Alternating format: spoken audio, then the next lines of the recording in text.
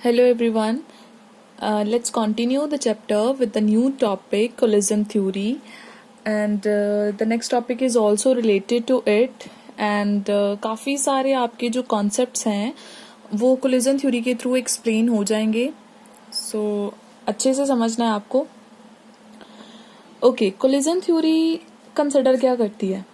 इसके अकॉर्डिंगली जब भी कोई रिएक्शन होती है, रिएक्टेंट आपका प्रोडक्ट में कन्वर्ट हो रहा है, देन ड्यूरिंग द रिएक्शन क्या हो रहा है, प्रोडक्ट कैसे बनता है. तो कोलिजन थ्योरी अज्यूम करके चलती है. यहाँ पे अजम्पशन क्या है इसकी, that reactants are the spheres. जितने भी हमारे पास रिएक्टेंट्स हैं, दीज आर रिजिड स्फीयर्स. ठीक है. और जब ये रिएक्शन करते हैं, एक पर्टिकुलर टेम्परेचर, एक पर्टिकुलर प्रेशर पे रिएक्शन चल रहा होता है, तो उस टाइम क्या होता है बेटा, जो रिएक्टेंट्स हैं वो आपस में क्या करते हैं, कोलाइड. कोलिजन करने पे वो किस में कन्वर्ट हो जाते हैं, प्रोडक्ट में. अब जैसे मैं यहाँ पे बना रही हूँ, है ना, हमारे पास दो रिएक्टेंट्स हैं ए एंड बी. वो आपस में क्या करे, कोलाइड करे, एंड कोलाइड करने के बाद एक प्रोडक्ट बन गया सी. तो दैट मीन कोलिजन थ्योरी बस इतना सा अज्यूम करती है दैट रिएक्टेंट्स जो हैं वो स्फीयर्स की तरह होते हैं and they collide with each other to form a new product. Okay, तो कोलिजन तो हो रहे हैं, है ना, और यही वजह है कि रिएक्शन जो है वो हो जाती है एंड प्रोडक्ट बन जाता है. बट इस थ्योरी पे काफ़ी क्वेश्चंस आते हैं. जैसे फर्स्ट क्वेश्चन यही है कि इसका कोलिजन थ्योरी ये बोलती है कि जब भी रिएक्टेंट्स कोलाइड करेंगे तो प्रोडक्ट फॉर्म होगा. तो अगर हम बात करें कोलिजन्स की, तो ऑर्डिनरी टेम्परेचर यानी कि रूम टेम्परेचर एंड प्रेशर पे हमारे पास अबाउट 25 अराउंड 28 इतने कोलिजन फ्रीक्वेंसी है. ठीक है, ये हमारे पास ऑब्जर्वेशंस हैं कि नॉर्मल अगर टेम्परेचर या प्रेशर भी रखते हैं ना हम लोग, बाहर एक्सटर्नल कोई कंडीशन चेंज नहीं करते हैं, तब भी इतने कोलिजन्स तो होते ही हैं. तो अगर इतने सारे, अच्छा पहले ये बता दो कोलिजन फ्रीक्वेंसी क्या होती है. कोलिजन फ्रीक्वेंसी होती है आपके नंबर ऑफ कोलिजन्स, कितने कोलिजन्स हो रहे हैं पर सेकेंड पर यूनिट वॉल्यूम. एक 1 यूनिट वॉल्यूम में 1 सेकेंड में कितने कोलिजन्स हो रहे हैं. क्लियर. तो अगर ऑर्डिनरी टेम्परेचर की बात करें तो मतलब नॉर्मल टेम्परेचर पे भी इतने सारे कोलिजन हो रहे हैं, और अगर इतने सारे कोलिजन हो रहे हैं और हर एक कोलिजन पे प्रोडक्ट बन रहा है, तो इसका मतलब जितने कोलिजन हो रहे हैं ये तो 2-4 सेकेंड्स में ही प्रोडक्ट बना देंगे. समझ रहे हो आप मेरी बात. ठीक है, थ्योरी के अकॉर्डिंगली सिंपली रिएक्टेंट्स कोलाइड करते हैं एंड प्रोडक्ट बन जाता है. तो अगर कोलिजन पे ही इतना इजीली प्रोडक्ट बन जाता है, फिर तो कोलिजन हमारे पास है ही बहुत सारे, और इतने कोलिजन होते हैं तो रिएक्शन तो हो जानी चाहिए फ्रैक्शन ऑफ सेकंड्स में भी कंप्लीट, है ना. कोई रिएक्शन 1 सेकंड में कंप्लीट होगी, कोई हाफ सेकंड में होगी, बट ये तो होता ही नहीं है. हमारे पास कुछ रिएक्शंस हैं दे आर वेरी स्लो, है ना, कुछ रिएक्शंस होती हैं दे आर वेरी फास्ट. तो फास्ट को तो इसने एक्सप्लेन कर दिया, देन कुछ रिएक्शंस स्लो क्यों होती हैं फिर. समझ रहे हो आप मेरी ये बात. तो यहाँ से फिर एक चीज जो है, कंक्लूजन इसका क्या निकलता है कि इसका मतलब सिर्फ कोलिजन होना मैटर नहीं करता. ओनली कोलिजन्स जो हैं वही मैटर हमारे पास नहीं करते हैं. मैटर हमारे पास क्या करता है, इफेक्टिव कोलिजन. ठीक है, हमारे पास ये मैटर करता है. क्लियर. यानी रिएक्टेंट्स का आपस में कोलाइड करके प्रोडक्ट बनाना यही जरूरी नहीं है, उनके बीच में एक इफेक्टिव कोलिजन होना, एक ऐसा कोलिजन होना जो वाकई में प्रोडक्ट बना सके, वो होना बहुत जरूरी है. ठीक है, तो इसका मतलब चाहे किसी रिएक्शन में इतने सारे कोलिजन हो रहे हैं 1 सेकेंड में, लेकिन इसका मतलब है कि इसमें जो काम के कोलिजन है ना, जो आपके इफेक्टिव कोलिजन है, जो एग्जैक्टली प्रोडक्ट बनाएंगे, वो बहुत ही कम है. हो सकता है हार्डली 10 हो, हार्डली 100 हो, या कितने भी हो सकते हैं. तो उसी अकॉर्डिंग जो रिएक्शन है वो स्लो या फास्ट होती है. क्लियर. तो अब क्वेश्चन ये था कि इफेक्टिव कोलिजन कौन से होते हैं, हमें कैसे पता चलेगा. तो इसके लिए अगेन वी हैव क्राइटेरिया. तो क्राइटेरिया हमारे पास क्या है, क्राइटेरिया फॉर इफेक्टिव कोलिजन्स.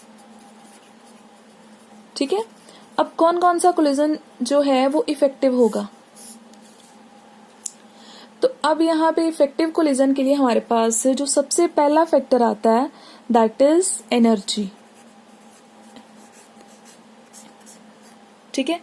जब भी रिएक्टेंट मॉलिक्यूल्स आपस में कोलाइड करते हैं तो उनका एक प्रॉपर अमाउंट में कोलिजन होना बहुत ज़रूरी है। समझ रही हो ये बात?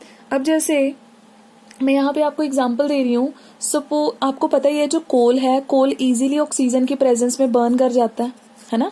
कोल जो है वो ऑक्सीजन की प्रेजेंस में बर्न कर जाता है, लेकिन क्या कभी बड़े बड़े खुद ब खुद बर्न होता है? अब डेफिनेटली एयर में ऑक्सीजन है तो वो ऑक्सीजन के मॉलिक्यूल्स कोलाइड कर रहे होंगे कोल के मॉलिक्यूल्स के साथ, तो कोलिजन होने के बाद जो रिएक्शन है वो तो हो जाना चाहिए, है ना। तो खुद ब खुद बर्निंग क्यों नहीं होती है? हमें जो है वो फ्लेम की हेल्प क्यों लेनी पड़ती है? देन रीजन इज कि वो जो फ्लेम है ना वो एक्चुअल में इसको एनर्जी देता है कि ताकि रिएक्शन जो है वो स्टार्ट हो सके। नो डाउट रिएक्शन पॉसिबल है, लेकिन उसको एक स्टार्टअप चाहिए। क्लियर हो गया? तो इसका मतलब रिएक्टेंट जो हैं वो आपस में अगर कोलाइड कर रहे हैं, suppose A and B are colliding to form C, then इनका एक प्रॉपर एनर्जी के साथ कोलाइड करना बहुत जरूरी है। ठीक है। और उस एनर्जी को हम लोग बोलते हैं थ्रेशोल्ड एनर्जी। एक थ्रेशोल्ड एनर्जी के साथ कोलिजन इनका रिएक्टेंट्स का कोलाइड करना बहुत ज़रूरी है। जब तक इनके पास उतनी एनर्जी नहीं होती है ये कभी भी प्रोडक्ट नहीं बनाएंगे। ठीक है। अब इसके लिए ना आपको एक एनर्जी प्रोफाइल डायग्राम मैं बना के शो करती हूँ। Here we have energy profile diagram. अब आप समझना ध्यान से कि क्या हो रहा है इसमें। यहाँ पे बेटा हमने ली है potential energy along the Y coordinate and along the X coordinate हमने लिए हैं reaction coordinates. Reaction coordinate means reaction में कौन कौन पार्टिसिपेट करता है, रिएक्टेंट्स होते हैं, प्रोडक्ट्स होते हैं एंड सो ऑन। क्लियर? अब मान लो कि आपके पास जो रिएक्टेंट्स हैं उनकी एनर्जी इतनी है सपोज। ठीक है। ये क्या है आपका रिएक्टेंट। एक पर्टिकुलर टेम्परेचर या प्रेशर पे रिएक्टेंट की एनर्जी इतनी है सिर्फ। ठीक है। और जो प्रोडक्ट है वो यहाँ पे है, प्रोडक्ट की एनर्जी कम है। प्रोडक्ट की एनर्जी कम होने का सिर्फ इतना सा मतलब है that product is more stable then reactant. ठीक है। तो अब ये नहीं है कि ये इधर ऐसे ही कन्वर्ट हो जाएगा। आपको पता है जब कोई भी रिएक्टेंट रिएक्ट करता है तो सिचुएशन क्या होती है। मान लो ए मॉलिक्यूल था, वो रिएक्ट करा बी के साथ, प्रोडक्ट बन जाएगा डायरेक्टली? नहीं बनेगा। पहले क्या होता है, धीरे धीरे इनकी जो बॉन्ड्स हैं वो ब्रेक होती हैं। अब मान लो ए में बॉन्ड ब्रेक होनी स्टार्ट हो गई, ठीक है, उधर बी और बी में बॉन्ड ब्रेक होनी स्टार्ट हो गई और ए और बी में बॉन्ड बननी स्टार्ट हो गई। ठीक है। फिर जाके कहीं आपका जो प्रोडक्ट है वो ए बी बन के रेडी हो जाएगा। ये आपके रिएक्टेंट थे। तो इसका मतलब जो आपका रिएक्टेंट है वो प्रोडक्ट में डायरेक्टली कन्वर्ट नहीं होता, एक स्टेज में से होकर निकलता है। ठीक है। और ये जो स्टेज है इसको आप लोग क्या बोलते हो? This is your transition state. इस स्टेट को आप क्या बोलते हो? ट्रांजिशन स्टेट, या फिर एक्टिवेटेड कॉम्प्लेक्स भी बोलते हैं हम लोग कई सिचुएशंस में, एक्टिवेटेड कॉम्प्लेक्स। ठीक है। या फिर हम ये भी बोल सकते हैं इंटरमीडिएट। समझ रहे कि इतनी सारी टर्म्स मैंने क्यों यूज करी हैं। यानी रिएक्टेंट से प्रोडक्ट बनते टाइम बीच में एक ऐसी स्टेट भी बन रही है जो रिएक्टेंट के कंपैरेटिवली काफी अनस्टेबल है। अनस्टेबल क्यों है? बॉन्ड्स बहुत मतलब वीक हो रही हैं धीरे धीरे, तो इसका मतलब स्टेबिलिटी रिएक्टेंट की काफी कम होती जा रही है। तो अगर ये जो बीच में स्टेट बनती है इसको हम क्या कहते हैं? ट्रांजिशन स्टेट या इंटरमीडिएट या एक्टिवेटेड कॉम्प्लेक्स। तो जब ये स्टेट बेटा बनेगी तो इसका मतलब रिएक्टेंट को एक ऐसी स्टेट में से होकर निकलना पड़ता है जिसकी एनर्जी क्या है? हाई है। मैं यहाँ पे लिख रही हूँ ट्रांजिशन स्टेट। एनर्जी हाई क्यों है? बिकॉज इसकी जो स्टेबिलिटी है वो बहुत कम है, और अगर इतनी कम स्टेबिलिटी है तो ऑब्वियसली ये रिएक्टेंट के कंपैरेटिवली एनर्जी में काफी हाई होगा।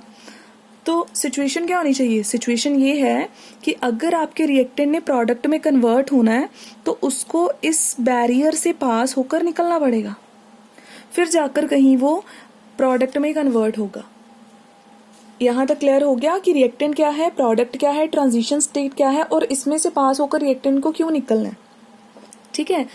अब रिएक्टेंट को यहाँ से इतना, तो हम लोग कह देंगे कि रिएक्टेंट के सामने ना एक बैरियर खड़ा है, एक एनर्जी बैरियर है जिसको उसे क्रॉस करना है। अब यहाँ पे देखो रिएक्टेंट की अपनी एनर्जी सिर्फ इतनी है, this is energy of reactant, और ये क्या है हमारे पास? This is energy of product. Reactant की एनर्जी सिर्फ इतनी है और इतनी सारी एनर्जी उसको चाहिए टोटल, ठीक है। तो इसका मतलब यही पर्टिकुलर एनर्जी होती है जिसको हम लोग क्या कहते हैं, थ्रेशोल्ड एनर्जी। ये सारी energy, this is known as threshold energy. The amount of energy required by a reactant to get converted into product is known as threshold energy। Clear हो गया आपको ये थ्रेशोल्ड एनर्जी क्या है? अब सपोज कोई आप ही हो, सपोज है ना, आपके पास मान लो 100 रुपीज है, ठीक है, 100 रुपीज है और आप ना मार्केट में जाते हो और आपको जो प्रोडक्ट पसंद आता है ना, कोई भी चीज पसंद आती है, उसका प्राइस 500 है। अब आपके पास पैसे कितने हैं? ओनली 100। तो ये आपकी एनर्जी हो गई, इसको हम रिएक्टेंट की एनर्जी कह सकते हैं। और पैसे आपको कितने चाहिए? टोटल आपको 500 चाहिए उस चीज को खरीदने के लिए। तो ये हो गई आपकी थ्रेशोल्ड एनर्जी कि टोटल इतनी हमें चाहिए और हमारे पास तो सिर्फ इतना है, ठीक है। तो 400 का बीच में क्या आ गया? गैप आ गया। अब ये 400 जब तक आपको कोई बाहर से नहीं देता, आपके पेरेंट्स, आपके है ना ब्रदर सिस्टर नहीं देते हैं, तो आप ये प्रोडक्ट कभी भी बाय नहीं कर सकोगे। समझ में आ रहा है? तो इसका मतलब हमें बाहर से एनर्जी चाहिए। और यही सिचुएशन थी कोल और ऑक्सीजन की, कि हम जब फ्लेम इसको प्रोवाइड करते हैं वो इसको एनर्जी देता है एंड देन ये ऑक्सीजन के साथ क्या कर जाएगा? रिएक्ट कर जाएगा। क्लियर? एंड ये जो आपकी टोटल अमाउंट ऑफ एनर्जी है, this is known as threshold energy. और ये जो बाहर से चाहिए थी, फिर इसको क्या बोलते हैं? इसको बोलते हैं हम लोग एक्टिवेशन एनर्जी। रिएक्टेंट को एक्टिवेट होने के लिए जितनी एनर्जी चाहिए उसको आप एक्टिवेशन एनर्जी बोलते हो। अब यहाँ पे मैं शो कर दूं आपको, ये टोटल एनर्जी थी थ्रेशोल्ड एनर्जी, इतनी तो ऑलरेडी रिएक्टेंट के पास है, तो एक्स्ट्रा कितनी चाहिए? ये वाली। तो this one will be your activation energy. ये आपकी क्या हो जाएगी? Activation energy. क्लियर? जब तक रिएक्टेंट इस पर्टिकुलर एनर्जी रिएक्टेंट के पास नहीं होती है, वो कभी भी प्रोडक्ट नहीं बना सकता। तो इसका मतलब इफेक्टिव कोलिजन होने के लिए रिएक्टेंट के पास एक डेफिनेट अमाउंट ऑफ एनर्जी होना बहुत जरूरी है, जिसको आप थ्रेशोल्ड एनर्जी बोलते हो। Hope the first factor is clear to you, right? So let's move to the second factor. Second factor आपके पास ये है कि कई बार सफिशिएंट एनर्जी होने के बावजूद भी जो रिएक्टेंट है वो प्रोडक्ट में कन्वर्ट नहीं हो रहा, then definitely कोई another factor होगा and that factor is known as orientation। जो आपका second factor है that will be orientation। okay? अब मान लो मेरे पास ना reactant है A and B, ठीक है, एनर्जी है, दोनों के पास है, लेकिन कोलाइड सही तरीके में नहीं कर रहे हैं। फर्स्ट केस में क्या हो रहा है, ये दोनों ना सीधा एक दूसरे से ऐसे टकरा गए और प्रोडक्ट बन गया। दूसरे केस में क्या हुआ, ए इधर से आया, बी कहीं इधर से आके यहाँ पे टकरा गया, तो कोलिजन एक सही डायरेक्शन में नहीं हुआ, तो प्रोडक्ट नहीं बना। समझ में आ रही है ये बात? तो कई बार क्या होता है, एक प्रॉपर ओरिएंटेशन के साथ भी कोलिजन होना बहुत जरूरी है। सिर्फ रिएक्टेंट आपस में कोलाइड कर रहे हैं, सिर्फ उनके पास एक प्रॉपर एनर्जी है, this is not sufficient at all, ठीक है। उनके पास एक प्रॉपर अमाउंट, प्रॉपर डायरेक्शन में भी कोलिजन होना बहुत जरूरी है, तभी जाकर वो प्रोडक्ट बनाएंगे। तो इसका मतलब ये भी बहुत आपके पास इंपॉर्टेंट फैक्टर है। तो हम यहाँ पे लिख सकते हैं, अब जैसे मान लो आपने बच्चे ये रिएक्शन तो करा ही है, ठीक है, ये सब्स्टिट्यूशन कर रखा है ना हमने। सपोज हमारे पास यहाँ पे ब्रोमीन है और हमने OH नेगेटिव का अटैक करवा दिया, ये आपका रिएक्टेंट A हो गया, ये आपका रिएक्टेंट B हो गया। अब कोलिजन किस तरफ से होना चाहिए? सपोज इसने सामने से कोलिजन कर लिया डायरेक्ट, तो रिएक्शन कभी भी नहीं होगा। अगर इसने डायरेक्ट कोलिजन कर लिया, फेस टू फेस कोलिजन कर लिया, तो रिएक्शन नहीं होगी। लेकिन अगर ये कोलिजन, आपको पता ना फ्रंट साइड से नहीं कर सकता क्योंकि दोनों पे नेगेटिव चार्ज है, लेकिन अगर आपका OH नेगेटिव आयन कोलिजन इधर से करता है, बैक साइड से करता है, तो फिर रिएक्शन आराम से हो जाएगा, ठीक है। फ्रॉम बैक साइड अटैक करा उसने। आप समझ गए ओरिएंटेशन? तो इसका मतलब एक प्रॉपर डायरेक्शन में भी कोलाइड करना बहुत जरूरी है। सो दीज आर 2 फैक्टर्स, और इनको क्लब करके हमारे पास ये चीज बना दी गई कि जो हमारे पास रेट ऑफ द रिएक्शन है या आपका रेट कांस्टेंट है, वो बहुत सारे फैक्टर्स पे डिपेंड करता है। एक तो कोलिजन फ्रीक्वेंसी पे डिपेंड करता है, जिसको आप जेड ए भी बोलते हो, कि कितने कोलिजन हो रहे हैं, ये भी बहुत मैटर करता है, ठीक है। और उनमें से कितने कोलिजन हैं जो इफेक्टिव हो रहे हैं, the fraction of collisions which are effective, and plus कितने कोलिजन हैं जो प्रॉपर ओरिएंटेशन के साथ हो रहे हैं। तो इन सारे फैक्टर्स पे डिपेंड करता है, और ओवरऑल सॉल्व करके हमारे पास जो इक्वेशन है ये आपने याद नहीं रखनी है कैसे बनी है, सिर्फ ये है कि ओवरऑल ये इक्वेशन बनी थी, and this equation is also known as Arrhenius equation, ठीक है। तो हम ये नेक्स्ट चैप्टर में कंटिन्यू करेंगे। Hope the theory is clear to you, okay. तो इसी थ्योरी के बेसिस पे आर्हेनियस इक्वेशन की एक्सप्लेनेशन आएगी मैथमेटिकल फॉर्म में, देन उसी के बेसिस पे हम कैटलिस्ट एंड टेम्परेचर का इफेक्ट एक्सप्लेन करेंगे, okay. Till then bye bye, thank you.